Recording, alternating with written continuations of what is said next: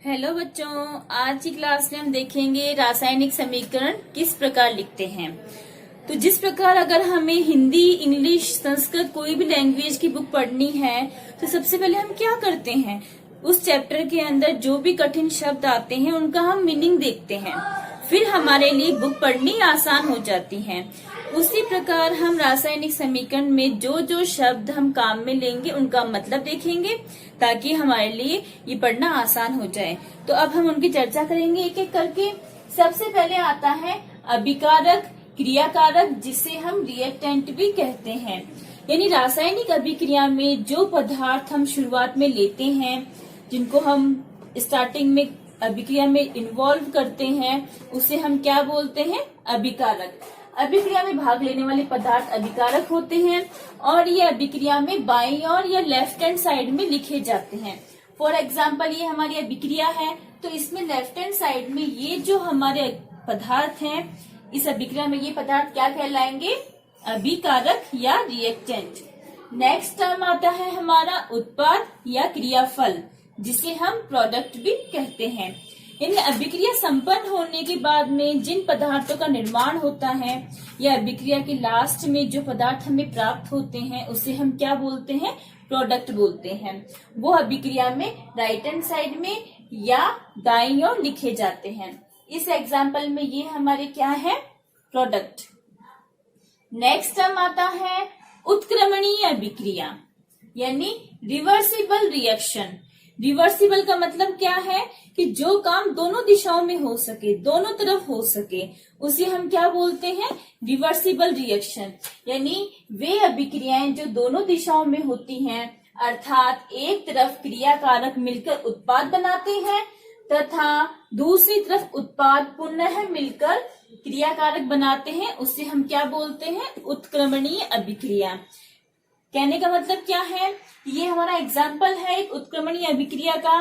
तो एक तरफ तो क्या हो रहा है कि नाइट्रोजन और हाइड्रोजन मिलकर अमोनिया बना रहे हैं, सेम टाइम उसी सिचुएशन में अमोनिया जो है वो वापस विकसित होकर के नाइट्रोजन और हाइड्रोजन का निर्माण करते हैं।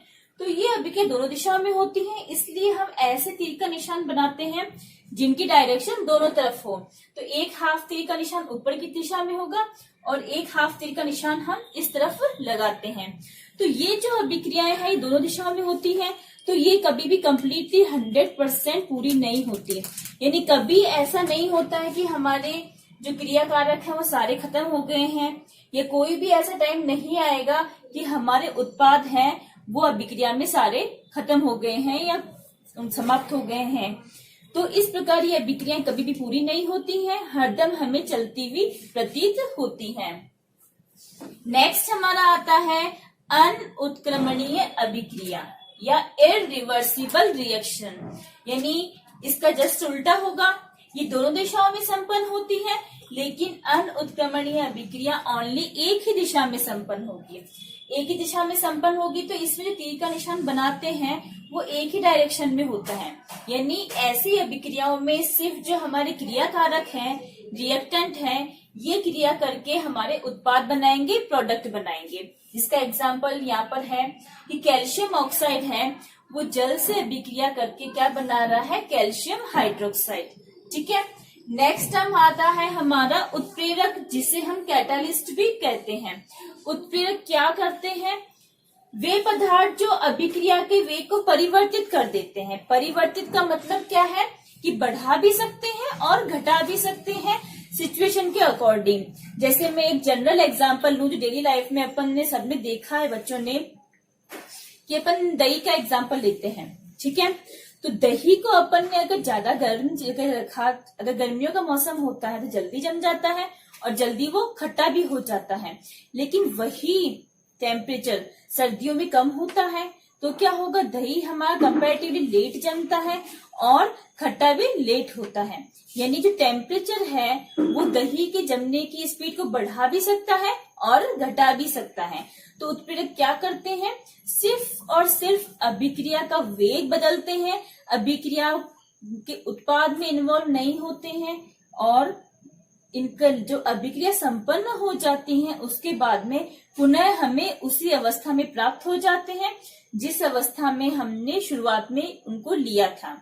वही अवस्था प्राप्त होती है और उतनी मात्रा हमें मिलती है, यानी यूज नहीं आते हैं। वो एक मीडिएटर का काम करते हैं कि हाँ वो काम करवा देते हैं और काम पूरा होने के बाद में हमें वापस प्राप्त हो जाते हैं।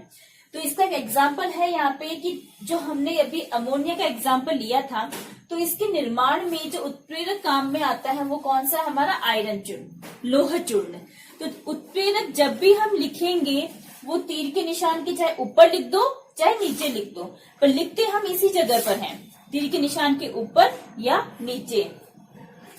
नेक्स्ट टर्म आता है हमारा ऊष्माक्षेपी अभिक्रिया, यानी एक्सोथर्मिक रिएक्शन।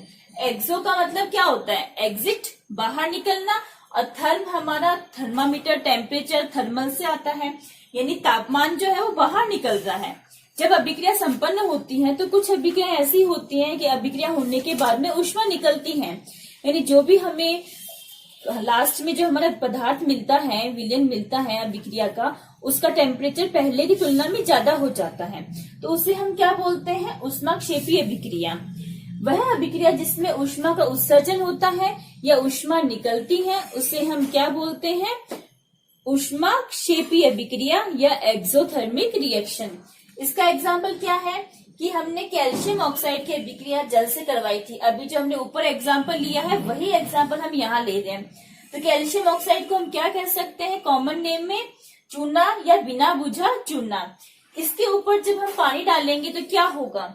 कैल्शियम हाइड्रोक्साइड बनेगा, जिसे हम क्या बोलते हैं? बुझा चूना, और खूब मात्रा में ऊष्मा निकलती है। जैसे कि हमने ये जो एग्जाम्पल है हम डेली लाइफ में भी देखते हैं। जब हम घरों में व्हाइट वॉश करते हैं तो आपने देखा होगा कि जब उसका घोल बनाता है पेंटर तो क्या करेगा? वो कभी भी प्लास्टिक का बर्तन काम में नहीं लेगा, वो या तो मिट्टी का बर्तन लेगा। और गांव में तो वो क्या करते हैं कि मिट्टी के अंदर खड्डा खोद के फिर जो कली होती है, व्हाइट वॉश होता है, उसको भिगोते हैं। और जब उसको मिक्स करते हैं तो लकड़ी की डंडी ही काम में लेते हैं, हाथ से कभी नहीं करते। तो जैसे ही उसमें पानी डालते हैं तो बुलबुले के साथ में बहुत ज्यादा से उफनता है, बहुत ज्यादा उसमें से ऊष्मा निकलती है कि पानी डालते एक बार हम दूर हट जाते हैं। क्यों? क्योंकि यह एक ऊष्माक्षेपी अभिक्रिया है और इसमें ऊष्मा निकलती है। अगर हमने प्लास्टिक का बर्तन लिया तो बर्तन पिघल सकता है, इसलिए हम मिट्टी का बर्तन लेते हैं या मिट्टी में ही खड्डा खोद के इसको यूज करते हैं। अब आता है नेक्स्ट टर्म हमारा ऊष्माशोषी अभिक्रिया या एंडोथर्मिक रिएक्शन। ऐसी अभिक्रिया जिनको संपन्न करवाने के लिए हमें ऊष्मा देनी पड़ती है या फिर ऊष्मा का अवशोषण करती हैं, उसे हम क्या बोलते हैं? ऊष्माशोषी अभिक्रिया। तो ऊष्मा का अवशोषण कर रही यानी जो हमारी रासायनिक अभिक्रिया है उसके टेम्परेचर में कमी आएगी। पहले जो टेम्परेचर था अभिकारकों का टेम्परेचर वो कम हो, उसकी तुलना में अभिक्रिया संपन्न होने के बाद में टेम्परेचर हमारा कुछ कम होगा। तो इसका एग्जाम्पल है नाइट्रोजन और ऑक्सीजन। ये रासायनिक अभिक्रिया करके हमारा ट्वाइस NO बनाएगी, ठीक है। तो ये ऊष्माशोषी का एग्जाम्पल है, यानी अभी मैंने कहा था कि इसमें प्रोडक्ट का टेम्परेचर कम होगा, तो यहाँ हमने माइनस ऊष्मा लिखा, यानी शुरुआत में रिएक्टेंट का क्रिया कारकों का जो टेम्परेचर था उसकी तुलना में उत्पाद का टेम्परेचर कम होगा। तो यहाँ पे हम इस साइड ऊष्माशोषी अभिक्रिया में इस साइड माइनस का निशान लगाते हैं ऊष्मा के साथ में, और जब ऊष्माक्षेपी हमने लास्ट में देखी थी उसमें क्या कर रहे थे? इस साइड प्लस ऊष्मा लगाते हैं। तो कब प्लस ऊष्मा होगी कब माइनस ऊष्मा होगी इसका हमें ध्यान रखना है। तो यहाँ जो ऊष्मा लिखा हुआ है तो ऊष्मा की कुछ वैल्यू होती है, कितनी मात्रा में ऊष्मा निकल रही है। तो यहाँ पे लिखा होता है 746 कैलोरी है कि 520 कैलोरी है। तो कैलोरी क्या है? ऊष्मा की इकाई है। तो हमें यहाँ पे एग्जैक्ट वैल्यू याद रखने की जरूरत नहीं है, आप ओनली ऊष्मा भी लिख सकते हो, वो भी आपका सफिशियंट है। ऊष्मा को हम डेल्टा के द्वारा प्रदर्शित करते हैं, ये त्रिभुज का निशान है, इस तरीके से इसे हम डेल्टा बोलते हैं। तो ऊष्मा लिख दो या ओनली डेल्टा लिख दो, दोनों एक ही बात है। और यहाँ पे माइनस ऊष्मा लिख सकते हो, और अगर अपन यहाँ पे जो हमारी रिएक्टेंट है, क्रिया कारक है, इस साइड अगर प्लस ऊष्मा लिख दें तो भी बात एक ही है, कि चाहे यहाँ माइनस लिख दो या माइनस ऊष्मा न लिख रहे हो तो आप क्या कर सकते हो, इस साइड प्लस ऊष्मा लिख सकते हो। तो यहाँ प्लस ऊष्मा लिख दो, चाहे इधर माइनस ऊष्मा लिख दो, क्योंकि हमें पता है मैथ्स में भी हम देखते हैं कि जब प्लस की वैल्यू यहाँ कोई होती है तो उस साइड जाती है तो वो क्या हो जाती है, माइनस की हो जाती है। दोनों एक ही चीज है, चाहे वो इधर लिखो चाहे उधर लिखो। नेक्स्ट आता है हमारा भौतिक अवस्था, फिजिकल स्टेट। तो फिजिकल स्टेट भी हमें जो हमारे रिएजेंट होते हैं, अभिकर्मक होते हैं, उनकी मेंशन करनी होती है, नीचे लिखनी होती है कोष्टक में। तो वो कैसे लिखेंगे, अगर हमारे अभिकर्मक ठोस अवस्था में है तो ठोस को हम इंग्लिश में क्या बोलते हैं, सॉलिड। सॉलिड के लिए हम क्या लिखेंगे, स्मॉल एस। द्रव को लिक्विड, इसके लिए एल लिखेंगे। गैस के लिए हम जी लिखेंगे। अगर हमारी अभिक्रिया जलीय विलयन में संपन्न हो रही है तो जलीय विलयन को इंग्लिश में हम क्या बोलते हैं, एक्वस सॉल्यूशन। तो उसके लिए हम कोष्टक में क्या लिखेंगे, ए क्यू। अगर मान लो H2O के साथ में कोष्टक में G लिखा है, क्योंकि हम गलती क्या करते हैं कि H2O का नाम सुनते हमारे दिमाग में पानी आता है और हम लिक्विड ही मानते हैं कि H2O मतलब लिक्विड, ठीक है। लेकिन अगर H2O के साथ में कोष्टक में G लिखा, गैस लिखा, इसका मतलब क्या है, पानी है जो वाष्प के रूप में, भाप के रूप में बन रहा है। तो इसका एग्जाम्पल और यहाँ लिखा है फिजिकल स्टेट मेंशन करने का। कैल्शियम कार्बोनेट है, सॉलिड स्टेट में है, हमने यहाँ पे इसको गर्म किया, डेल्टा का निशान है ऊपर। जब गर्म किया तो क्या होगा, गर्म करेंगे टूटेगा, ये टूटेगा तो किसमें टूटेगा, कैल्शियम ऑक्साइड में। ये भी सॉलिड स्टेट में एस लिखा हुआ है और कार्बन डाइऑक्साइड बनेगी जो कि एक गैस है। नेक्स्ट आता है कि ताप, टेम्परेचर, दाब, प्रेशर तथा उत्प्रेरक, कैटालिस्ट, ये हमेशा तीर के निशान के ऊपर लिखे जाते हैं। ये एग्जाम्पल है, तो यहाँ पे ये जो एग्जाम्पल है वो हमारा तीर का निशान दोनों तरफ हो रहा है। तो इससे क्या जाहिर हो रहा है कि यह अभिक्रिया कैसी है, रिवर्सिबल, उत्क्रमणीय अभिक्रिया, दोनों तरफ संपन्न हो रही है। तो यहाँ पे मेरे टेम्परेचर है, प्रेशर है और उत्प्रेरक, यहाँ पे तीनों चीज आ रही है इस अभिक्रिया के अंदर। और ये तीनों ही हम कहाँ लिखेंगे, तीर के निशान के ऊपर लिख सकते हैं, नीचे लिख सकते हैं, कहीं भी लिख सकते हैं, पर लिखना तीर के निशान के इधर ही है। तो ये अभिक्रिया अमोनिया के निर्माण की है, जिसमें 700 कैलोरी टेम्परेचर चाहिए। के क्या है, यहाँ पे ऊष्मा की इकाई होती है कैलोरी, जिसको हम शॉर्ट में के से डिनोट करते हैं। Fe चूर्ण, लोह चूर्ण की उपस्थिति में, लोह चूर्ण यहाँ पे उत्प्रेरक का कार्य करता है। और 200 एटीएम, एटीएम का मतलब क्या है, वायुमंडलीय दाब। प्रेशर की इकाई क्या होती है, वायुमंडलीय दाब होती है, जिसे हम इंग्लिश में क्या बोलते हैं, एटमॉस्फेरिक प्रेशर। तो इसको हमने किससे शो किया, एटीएम से। अगर हमारे क्रियाकारक या उत्पाद एक से अधिक होते हैं तो हम क्या करेंगे, उनके बीच प्लस का सिंबल लगाएंगे। अभी जितने भी एग्जाम्पल है उसमें हमने देखा है कि इसमें हमने क्रियाकारक हमारे एक से ज्यादा है तो प्लस का निशान लगाया, यहाँ उत्पाद एक से ज्यादा है तो उत्पाद में लगाया, यहाँ क्रियाकारक में लगाया है। और लास्ट पॉइंट है हमारा कि रासायनिक समीकरण हमें संतुलित करना आवश्यक है। रासायनिक समीकरण क्यों संतुलित करना आवश्यक है, क्या इसकी इंपॉर्टेंस है, वो अभी हम डिटेल में डिस्कस करते हैं। अब हम चर्चा करेंगे कि रासायनिक समीकरण को क्यों संतुलित करना चाहिए और कैसे संतुलित करेंगे। तो कोई भी रासायनिक समीकरण जो होती है वो हमारे द्रव्यमान संरक्षण के नियम पर आधारित होती है। द्रव्यमान संरक्षण नियम क्या है कि कोई भी अभिक्रिया है, उसकी अभिक्रिया के शुरुआत में जितना द्रव्यमान था उतना ही द्रव्यमान परमाणुओं का हमारे अभिक्रिया के बाद में होना चाहिए। जितना अभिकारकों का है उतना ही क्रियाफल का होना चाहिए। किसी रासायनिक अभिक्रिया में न तो द्रव्यमान का निर्माण होता है और न ही नष्ट होता है, अर्थात अभिक्रिया में अभिकारकों व उत्पादों में सभी परमाणुओं की संख्या समान होती है। जितनी शुरुआत में होती है उतनी बाद में होती है। तो ये बैलेंस करने के लिए हम जो मेथड काम में लेते हैं, जो विधि काम में लेते हैं, उसका नाम क्या है, हिट एंड ट्रायल मेथड, जिसे हम अनुमान विधि भी कह सकते हैं। तो जो हमारी असंतुलित इक्वेशन होती है, असंतुलित समीकरण होती है, उसे हम क्या बोलते हैं, कंकाली समीकरण। यहाँ मैंने एक एग्जाम्पल लिया है, मैग्नीशियम का दहन लिया है। तो यहाँ पे हम दहन वर्ड जहाँ पे आ जाए तो दहन का मतलब क्या होता है, जलना। दहन का मतलब क्या है, जलना।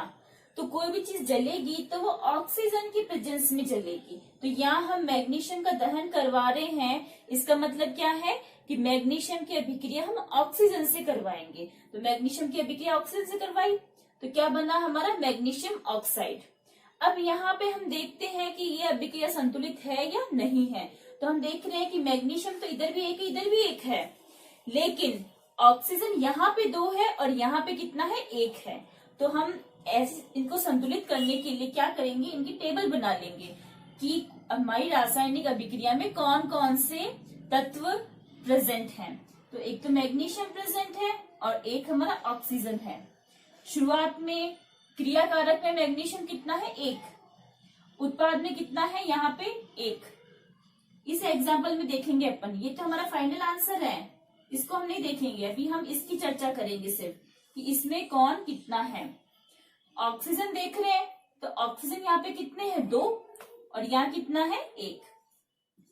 तो अब मैग्नीशियम तो बैलेंस है, लेकिन ऑक्सीजन यहाँ पे उत्पाद में कम है, प्रोडक्ट में कम है। तो जिस साइड कम है उधर हम बढ़ाएंगे, न कि कम करेंगे। तो हम यहाँ पे ऑक्सीजन बढ़ाएंगे उत्पाद के अंदर। तो ऑक्सीजन जब बढ़ाएंगे तो हम जो भी नंबर लगाएंगे वो मिनिमम नंबर लगाएंगे, यानी 2 से शुरुआत करेंगे। और वो हम कोई भी हमारा जो अभिकर्मक है उसके पीछे नहीं लगा सकते, उसके आगे ही लगाएंगे, पीछे कुछ भी हम हमारी तरफ से परिवर्तन नहीं करेंगे। तो यहाँ मैंने क्या करा, आगे 2 लगा दिया। तो जैसे ही मैं यहाँ 2 लगाती हूँ तो 2 लगाने से क्या होगा, ऑक्सीजन मेरे 2 हो गए। तो यहाँ मिटा के क्या कर दो, ऑक्सीजन 2 हो गए। लेकिन ऑक्सीजन 2 होने के साथ साथ मेरे मैग्नीशियम भी तो 2 हो गए यहाँ पे, तो मैंने मैग्नीशियम भी 2 कर दिए। अब मैग्नीशियम 2 करने से क्या हुआ कि मेरे यहाँ पे मैग्नीशियम 1 है, तो मैं क्या करूंगी, इस साइड भी 2 लगा दूंगी, इस साइड भी 2 लगा दिया। अब दोनों तरफ हमारी अभिक्रिया संतुलित हो गई। तो हमारा फाइनल संतुलित समीकरण क्या बन गया, 2Mg + O2 given to 2MgO। ये हमारी क्या है, संतुलित समीकरण। तो इस प्रकार हमने देखा कि अभिक्रिया की शुरुआत में जो द्रव्यमान था, यहाँ पे हमारे 2 mg है तो इधर भी 2 mg है, यहाँ मेरे 2 ऑक्सीजन है तो यहाँ भी मेरे पास में 2 ऑक्सीजन है, क्योंकि यहाँ पे आगे 2 लगा हुआ है। तो इस प्रकार अभिक्रिया के शुरू में सभी तत्वों के परमाणुओं की संख्या और अभिक्रिया के बाद में उनकी संख्या समान होती है। अब हम यहाँ पे कुछ एग्जाम्पल लेके डिस्कस करेंगे कि कैसे हम रासायनिक समीकरण संतुलित करेंगे। तो सबसे पहला एग्जाम्पल लिया हमने अमोनिया निर्माण का। अमोनिया का फॉर्मूला क्या होता है, NH3। तो इसमें कौन कौन से कंपोनेंट है, नाइट्रोजन है और हाइड्रोजन है। तो अमोनिया का निर्माण है और नाइट्रोजन और हाइड्रोजन गैस से मिलके होता है। तो अब हम जो भी तत्व या परमाणु रिएक्टेंट के रूप में लेंगे, क्रियाकारक के रूप में लेंगे, वही हमें उत्पाद प्रोडक्ट में मिलेंगे। तो रिएक्टेंट में क्या क्या है, एक तो नाइट्रोजन प्रेजेंट है और एक हमारा हाइड्रोजन प्रेजेंट है।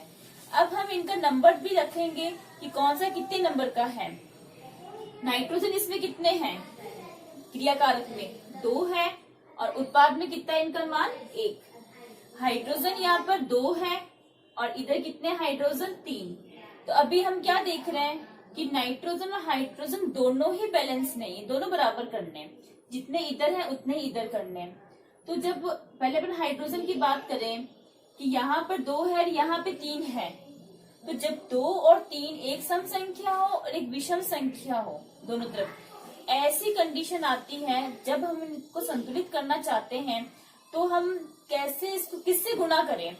तब हम क्या करते हैं, कुछ ऐसा नंबर लाएं जिससे क्या होगा कि इन दोनों का मान हमारा सेम हो जाए।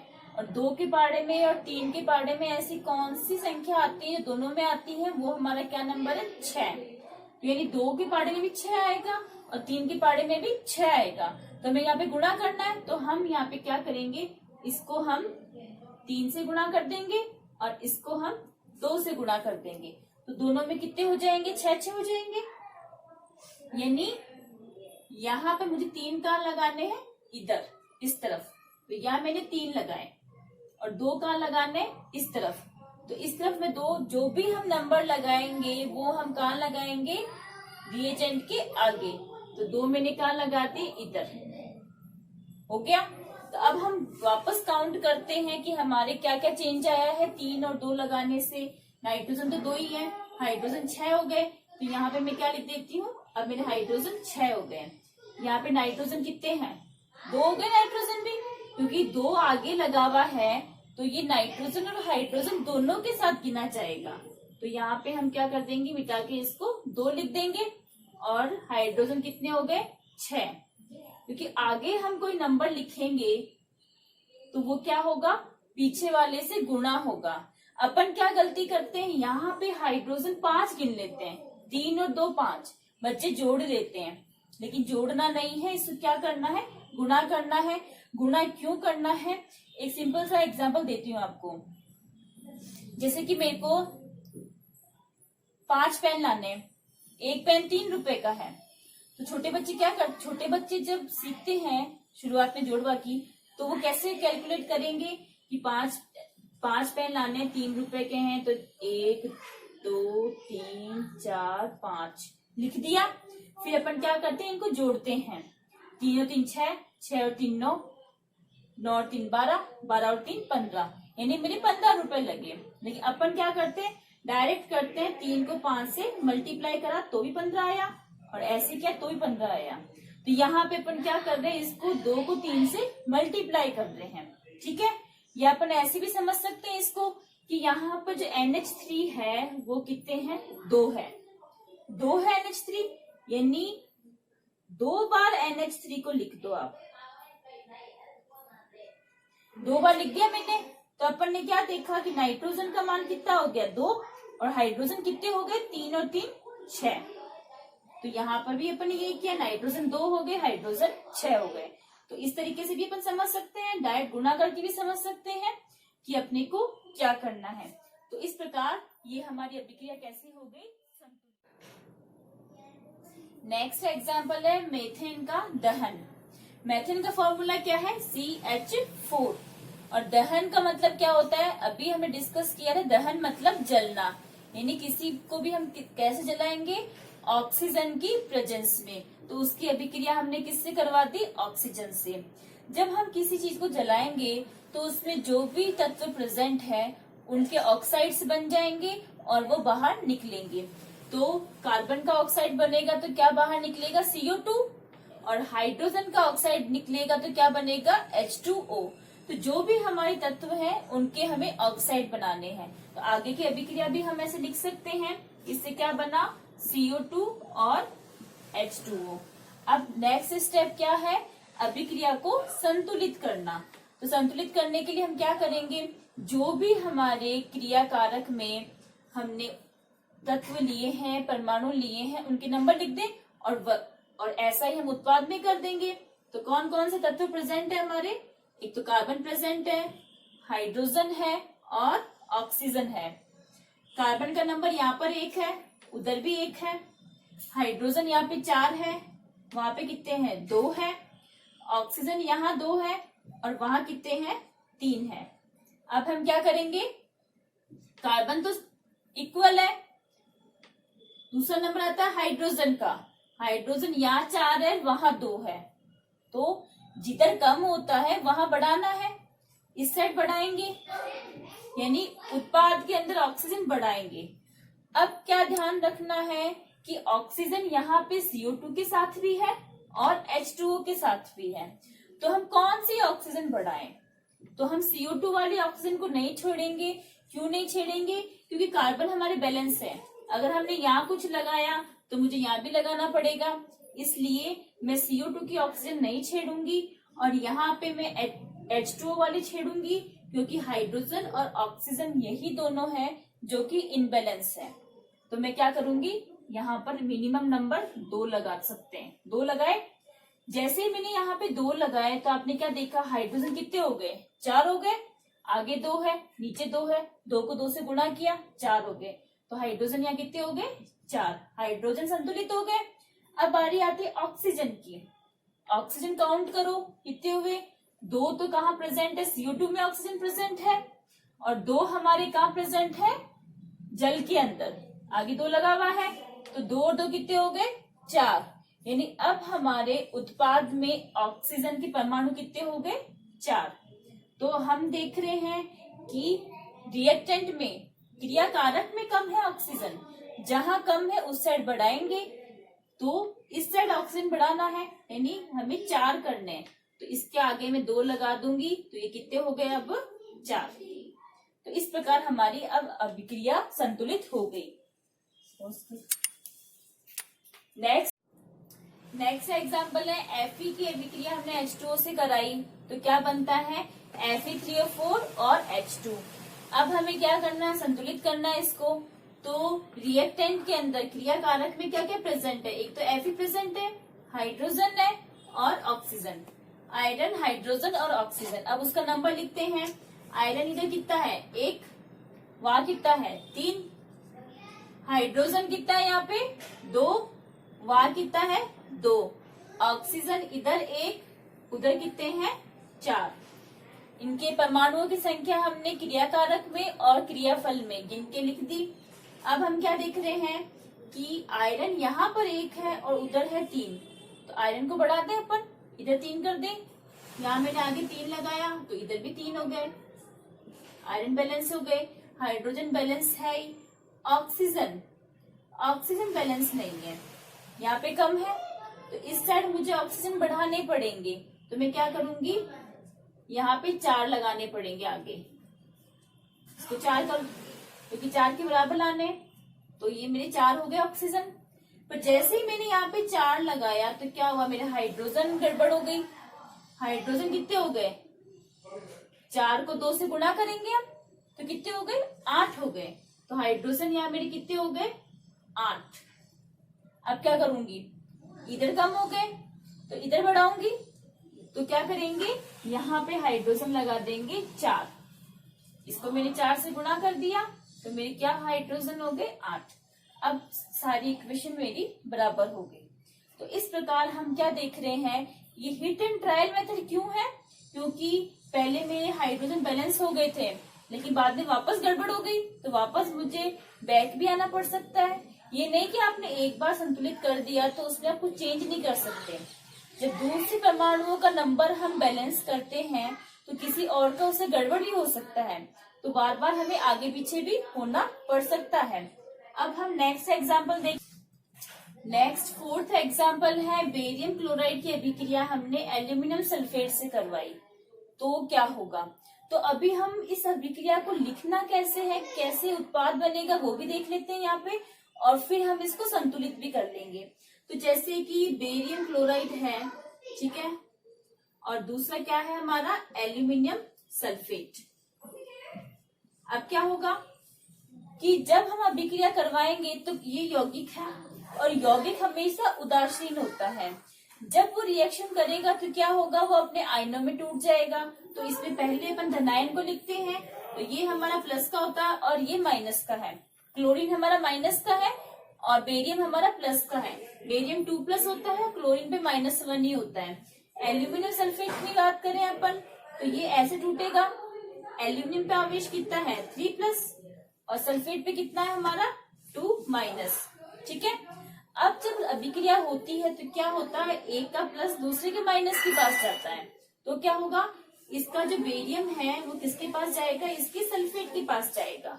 ठीक है, तो अपन जब लेके जाएंगे तो उसके आवेश के साथ उस आयन को लेके जाएंगे, लेकिन नीचे जो नंबर लिखे हुए हैं, जैसे यहाँ पे 2 लिखा हुआ है, इधर ये 3 लिखा हुआ है, ये 2 लिखा है, ये हम साथ लेके नहीं जाएंगे। तो अपन बेरियम को उसके आवेश के साथ लिखेंगे। बेरियम 2+, किसके पास जा रहा है, सल्फेट SO4 2-। तो अभी अपन क्या देख रहे हैं कि दोनों के ऊपर सेम आवेश है।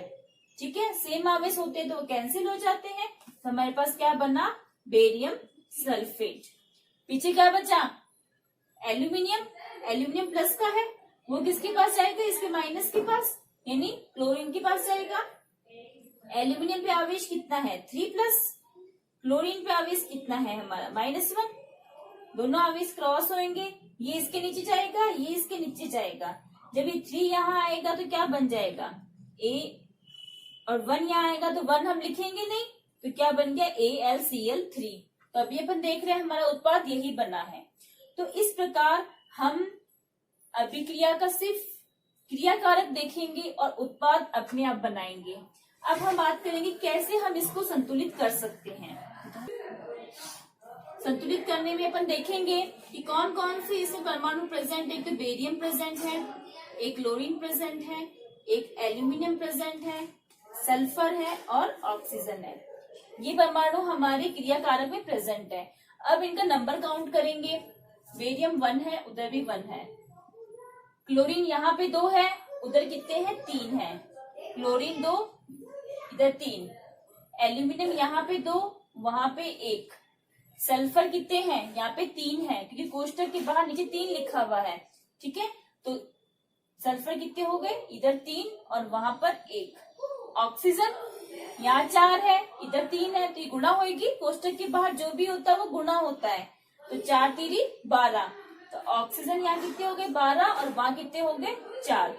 अब संतुलित करते हैं हम इनको। सबसे पहले हम क्लोरीन की बात करते हैं। यहाँ पे क्लोरीन 2 है, यहाँ 3 है, दोनों को बराबर करना है। तो अपन क्या करेंगे, ऐसी नंबर देखेंगे कि दोनों में वो नंबर आ जाए। 2 की टेबल में क्या होता है 6 ऐसा नंबर है जो दोनों में आता है। तो यहाँ पे अपन क्या करेंगे, इसको 3 से मल्टीप्लाई कर देंगे तो क्लोरीन 6 हो गए, और इसको मैंने 2 से मल्टीप्लाई करा तो ये 2 हो गए। तो यहाँ पे जहां भी क्लोरीन है वहां मैं क्या लगा दूंगी आगे 3। तो मैंने यहाँ क्या लगा दिया 3। और यहाँ पे क्लोरीन कहाँ प्रेजेंट है, ये रहे, तो इसका ये क्या लगा दूंगी 2 लगा दी मैंने। अब काउंट करेंगे कि 3 और 2 लगाने से क्या चेंज हुआ। 3 और 2 लगाने से क्लोरीन तो मेरे 6 हो गए, लेकिन बेरियम कितने हो गए 3। तो यहाँ पे हम बेरियम को चेंज करेंगे 3। उधर क्लोरीन के वहां पे 2 लगाने से एल्यूमिनियम 2 हो गए। एल्यूमिनियम यहाँ 1 है, तो इसको हम 2 से गुणा कर देंगे। अब कितने हो गए एल्यूमिनियम 2। तो एल्यूमिनियम तो हमारे बैलेंस हो गए। अब अपन क्या करते हैं, यहाँ पे बेरियम को बैलेंस करते हैं। यहाँ पे 3 है, उधर 1 है, तो इस साइड पे 3 लगाएंगे। तो मैंने यहाँ पे आगे 3 लगा दिया। 3 लगाते क्या होगा, सल्फर का नंबर चेंज होगा और ऑक्सीजन का नंबर चेंज होगा। सल्फर कितने हो गए, सल्फर 3 हो गए, यहाँ पे 1 था उत्पाद के अंदर। अब सल्फर कितने हो गए 3, तो सल्फर भी हमारे बैलेंस हो गए। ऑक्सीजन कितने हैं टोटल, यहाँ पे है 4, इधर है 3। 3 को 4 से मल्टीप्लाई करेंगे तो कितने हो गए 4 3 12। ऑक्सीजन कितने हो गए, 4 को 3 से मल्टीप्लाई कर दो, आगे 3 लगाया है तो 12। अब अपन देख रहे हैं कि अपने बेरियम 3 3, क्लोरीन 6 6, एल्यूमिनियम 2 2, सल्फर 3 3 और ऑक्सीजन 12 12। बैलेंस हो गई इक्वेशन। तो ये हमारा नेक्स्ट एग्जाम्पल हम अब हमारा एग्जाम्पल आता है लेड नाइट्रेट का। लेड नाइट्रेट को हमने गर्म किया है, गर्म करने पर यह अपने अवयवों में विघटित हो गया है। इस अभिक्रिया को हम संतुलित करेंगे। तो सबसे पहले हम देखेंगे कि क्रिया से पहले जो हमारे क्रिया कारक है, रिएक्टेंट है, इसमें परमाणुओं की संख्या कितनी है, और अभिक्रिया के बाद जो हमारे प्रोडक्ट बने हैं, उत्पाद बने हैं, उसमें परमाणुओं की संख्या कितनी है। तो वो हम सब नोट कर लेते हैं। तो जो परमाणु हमारे क्रिया कारक में होंगे वही परमाणु हमारे क्रियाफल में उपस्थित होंगे। तो क्रिया कारक में कौन कौन से परमाणु है हमारे, एक तो लेड है, एक नाइट्रोजन है और एक ऑक्सीजन है। तो इनको हम काउंट करके लिख लेते हैं। लेड कितना है, पीबी हमारा 1 है, और क्रिया के बाद में इसकी मात्रा कितनी है 1। नाइट्रोजन की बात करें तो नाइट्रोजन कितने हैं, कोष्टक के बाहर 2 लगा हुआ है, तो नाइट्रोजन कितने हो गए 2, और यहाँ नाइट्रोजन कितना हो गया 1। ऑक्सीजन देखें तो ऑक्सीजन यहाँ पे 3 है और कोष्टक के बाहर 2 लगा हुआ है, तो हम 3 को 2 से गुणा करेंगे, तो ऑक्सीजन कितने हो गए हमारे 6। क्रिया के बाद में देखते हैं ऑक्सीजन कितने हैं, 1 इसमें, 2 इसमें और 2 इसमें, 2 और 2 4 और 1 5, 5 हमारे ऑक्सीजन है। अब देखो लेड हमारे बैलेंस है, दोनों तरफ 1 1 है।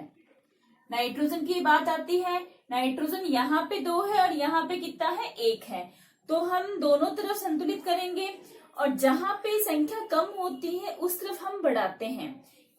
इस दो को हम एक नहीं कर सकते, एक को हम आगे बढ़ा सकते हैं। तो यानी नाइट्रोजन हमें किस साइड बढ़ाने हैं, क्रियाफल में, प्रोडक्ट में। तो नाइट्रोजन हमारा यहाँ है, तो मिनिमम नंबर हमें 2 से शुरुआत करनी पड़ेगी। ठीक है, तो अगर हमने इसके आगे 2 लगाया, जो भी हम लगाएंगे, अभी हमने चर्चा की थी कि जो भी हमारा अभिकर्मक है उसके आगे लगाएंगे। तो हमने NO2 के आगे 2 लगा दिया, 2 लगाते यहाँ पे नाइट्रोजन कितने हो गए, 2 हो गए। लेकिन जब मैंने यहाँ पे 2 लगाया तो हमारे ऑक्सीजन की मात्रा भी चेंज होगी। ऑक्सीजन कितने हो गए, 2 यहाँ पर, इधर कितने हो गए, 4, क्योंकि हम 2 को 2 से गुणा करेंगे, और 2 यहाँ पे, तो 4 और 2 6, 6 और 1 7, तो ऑक्सीजन यहाँ कितने हो गए, 7। अब क्या करेंगे, अब हम ऑक्सीजन यहाँ पे कम है, तो जिधर कम है उधर हम बढ़ाएंगे। जब हम इधर ऑक्सीजन बढ़ाएंगे तो यहाँ पे हमारा सिर्फ एक ही अभिकर्मक है, उसी में लेड प्रेजेंट है, उसी में नाइट्रोजन प्रेजेंट है, उसी में ऑक्सीजन प्रेजेंट है। तो मुझे ऑक्सीजन बढ़ाने के लिए अगर मैं आगे कुछ लगाती हूँ तो लेड भी बढ़ेगा, नाइट्रोजन भी बढ़ेगा साथ के साथ। तो मिनिमम नंबर हम कितने लगा देंगे, यहाँ पे 2, इसके आगे मैंने 2 लगाए। 2 लगाते देखो क्या चेंज होता है, लेड मेरा 2 हो गया, नाइट्रोजन कितना हो गया, आगे 2 लगा हुआ है, पीछे 2 लगा हुआ है, 2 को 2 से गुणा किया, कितना हो गया नाइट्रोजन हमारा, 4। ऑक्सीजन की बात करें तो ऑक्सीजन कितने हो गए, 3 को 2 से गुणा किया, 6, और बाहर आगे 2 और लगा हुआ है, 6 को 2 से गुणा करेंगे कितने हो गए, 12। ऑक्सीजन हमारे 12 हो गए, सब कुछ चेंज हो गया। वापस उधर आते हैं, चेंज करते हैं, लेड 2 है, इधर 1 है, तो यहाँ भी 2 करेंगे। 2 करने के लिए हम क्या करेंगे कि इसके आगे लेड यहीं प्रेजेंट है हमारा, इसके आगे हमने 2 लगा दिया, तो लेड हमारा 2 हो गया। अब क्या करेंगे, नाइट्रोजन की बात आती है, नाइट्रोजन कितने हैं हमारे, 4, ठीक है, 4 है, तो नाइट्रोजन ओनली इसी में प्रेजेंट है। क्रियाफल की बात करते हैं, नाइट्रोजन ओनली इसी में प्रेजेंट है, तो हम क्या करेंगे, पहले हमने यहाँ 2 लगाया था, अब 2 को हटा के हम क्या कर देंगे, 4 कर देंगे, तो नाइट्रोजन हमारे 4 हो गए। अब बात करते हैं ऑक्सीजन की, और ऑक्सीजन इन तीनों में प्रेजेंट है, तीनों काउंट कर लेते हैं। इसमें कितने हो गए, 2, यहाँ ऑक्सीजन कितने हो गए, 8, और यहाँ कितने हो गए, 2, 2 और 8 10, 10 और 2 12, तो ऑक्सीजन कितने हो गए, 12। तो अब देखो हमारे जो संख्या पहले थी क्रिया से पहले, वही अभिकर्मक में परमाणुओं की संख्या बाद में है, दोनों में 2 2, 4 4, 12 12, यानी अब ये हमारी अभिक्रिया संतुलित हो चुकी है। तो इस प्रकार बच्चों हमने कुछ एग्जाम्पल्स देखे हैं कि कैसे हम अभिक्रियाओं को संतुलित कर सकते हैं।